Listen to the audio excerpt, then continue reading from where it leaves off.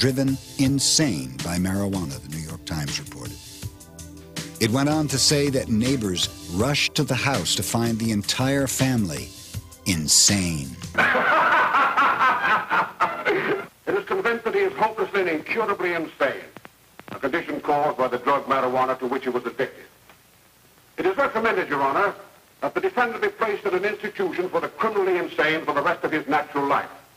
The next tragedy may be that of your daughter, or your son, or yours, or yours, or yours.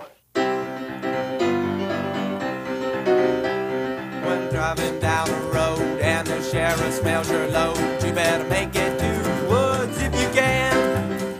Although alcohol prohibition required a constitutional amendment, marijuana prohibition was brought about by a single federal law, the Marijuana Tax Act of 1937. The driving force behind this law was Harry J. Anslinger, America's first drug czar. You better make it to the woods if you can. If you can, if you can. Anslinger was the government's expert witness during 1937 congressional hearings on the proposed Marijuana Tax Act. As proof of marijuana's malevolence, Anslinger introduced into evidence the bogus Hearst newspaper headlines that trumpeted the violence, insanity, and death allegedly caused by marijuana.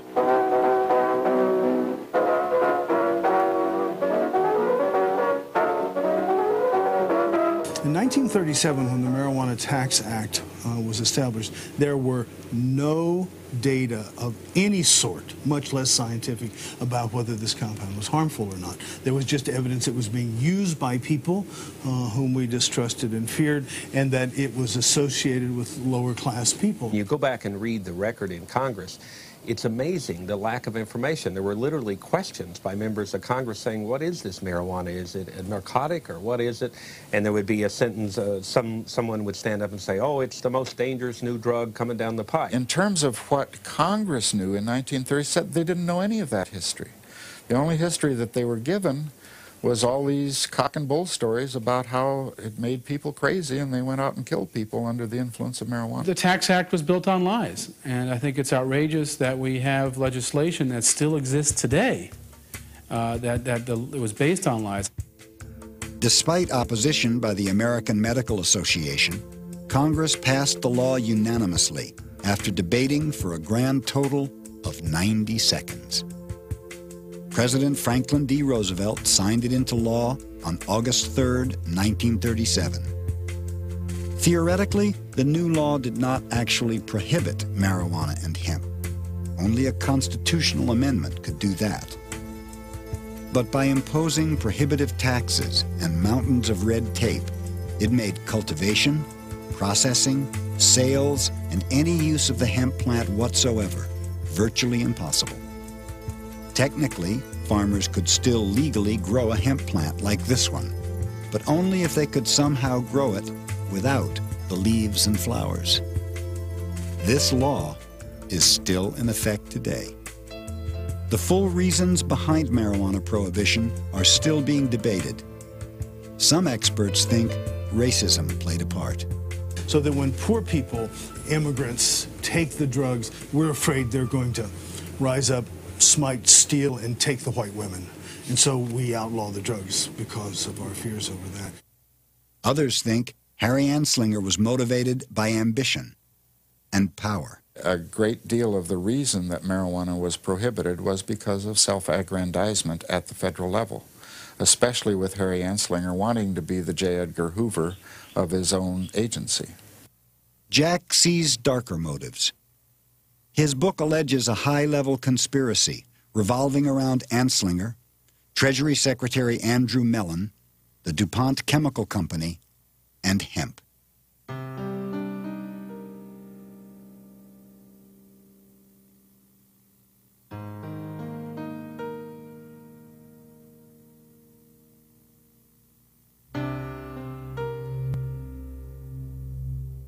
Before the Civil War, hemp was the nation's second-largest cash crop behind cotton.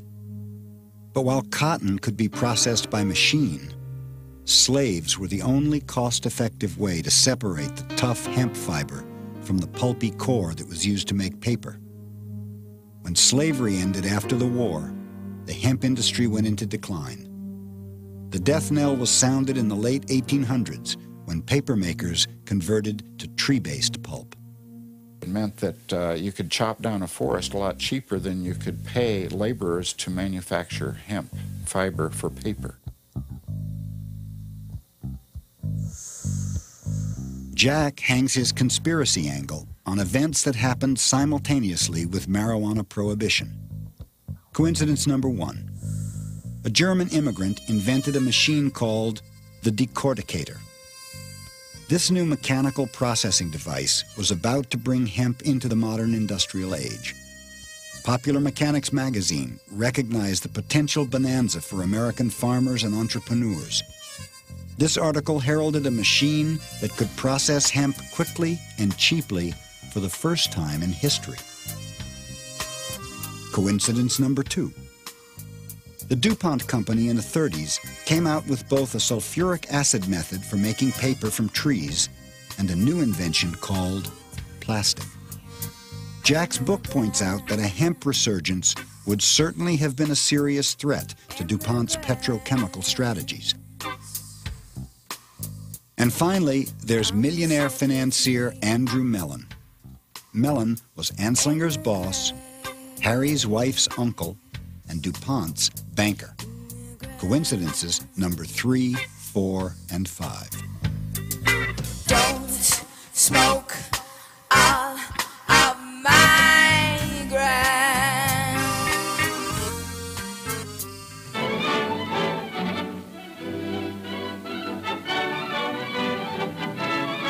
The book's credibility got a boost from Jack's discovery of this 14-minute documentary. Supposedly made by the U.S. government 5 years after the Marijuana Tax Act. Its purpose was to encourage farmers to grow outlawed hemp during World War II. Long ago, when these ancient Grecian temples were new, hemp was already old in the service of mankind. For thousands of years even then, this plant had been grown for cordage and coarse cloth in China and elsewhere in the East. But now, with Philippine and East Indian sources of hemp in the hands of the Japanese, and shipment of jute from India curtailed, American hemp must meet the needs of our Army and Navy, as well as of our industries. In 1942, patriotic farmers, at the government's request, planted 36,000 acres of seed hemp, an increase of several thousand%. The goal for 1943 is 50,000 acres of seed hemp. For to grow hemp legally, you must have a federal registration and tax stamp. This is provided for in your contract. Ask your AAA committeeman or your county agent about it. Don't forget. Jack often staged public showings of Hemp for Victory to validate his history of the plant. He also used the film as an example of government deception and hypocrisy. But he was stunned one day in 1988 to get a call from a newspaper reporter questioning the authenticity of the film. Well, Mr. Hare, we went out to check the information, and we found nobody that would corroborate your story, that this movie was even ever made. You said this movie was made by the United States government, this movie Hemp for Victory, that if there would be any evidence that the government ever made such a film, it would be in the Library of Congress, it would be in the Department of Agriculture. It is in neither place. His reputation on the line, Jack and his friends went on an excursion to Washington, D.C.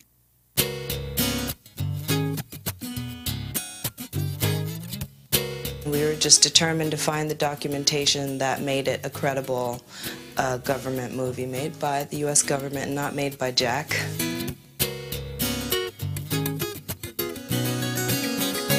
We didn't see it as detective work. We just saw it as we were on a mission. We're on a mission from God. Many others before Jack had searched the Library of Congress for proof of the documentary's existence and found none. In a day of digging, Jack ran into the same lack of evidence. After deciding to give up, we decided to give it one more try.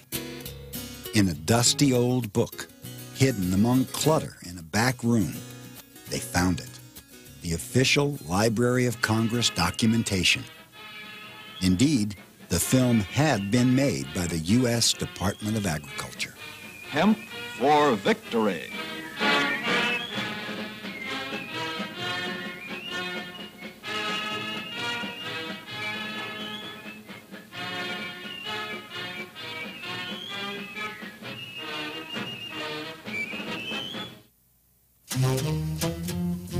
In the few short years since The Emperor Wears No Clothes first began inspiring activists and entrepreneurs, the U.S. hemp industry has grown from Jack's ramshackle Venice Beach booth into a $100 million a year business.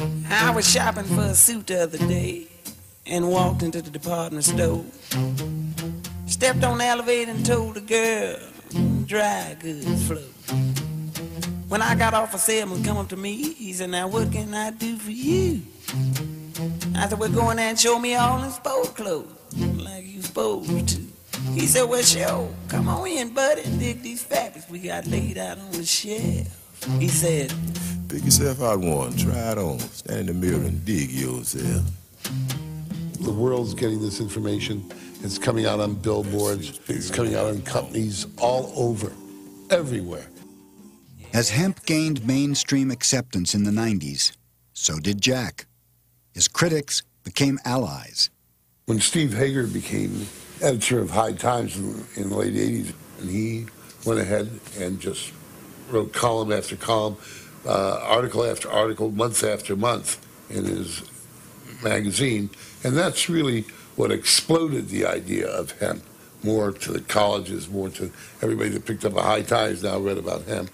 In 1994, he was honored by the conservative Drug Policy Foundation in Washington. His efforts for showing the impact one individual can have on the lives of many others, Jack Herer is awarded the 1994 Robert C. Randall Award for achievement in the field of citizen action. At the awards dinner, the emperor wore a hemp suit.